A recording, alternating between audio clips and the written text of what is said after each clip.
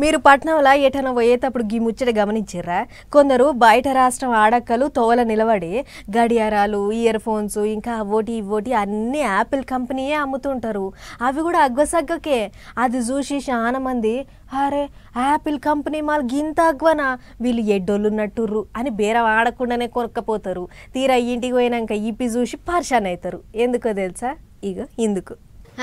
గడియారాలు, ear phones, power బ్యాంకులు, చార్జర్లు కుప్పలకు కుప్పలు ఎట్లున్నాయో చూస్తుర్రు కదా. ఇవన్నీ యాపిల్ లోగోతోనున్న నకిలీ మాలు.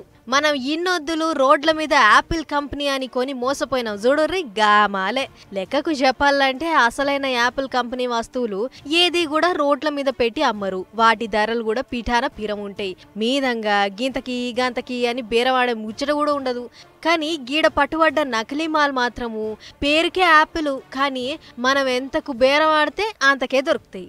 అయితే కొందరు ఓ ముఠా లెక్క పోగయ్యి గీ దొంగదందా చేస్తుర్రట.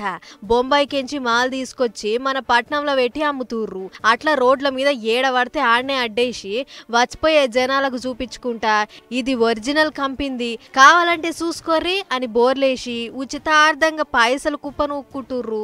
డబ్బల మీద ధర వేలకు వేలున్న దయగల మహారాజులు అడ్డీకి పావుషేరు లెక్కనే అమ్ముకొని అవతల పడుతుర్రు.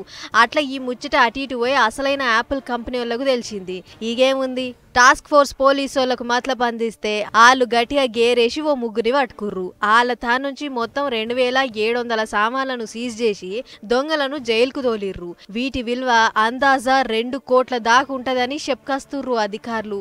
మరి చూసిర్రు కదా, ఈ కాడ నుంచి రోడ్ల మీద అమ్మే యాపిల్ కంపెనీ మాల్ కొనకుర్రి, అవి ఉత్తయే డూప్లికేట్ అని ఇప్పటికన్నా తెలుసుకోర్రి అని పూసగుచ్చుతుర్రు మీర్పేట్ పోలీసు.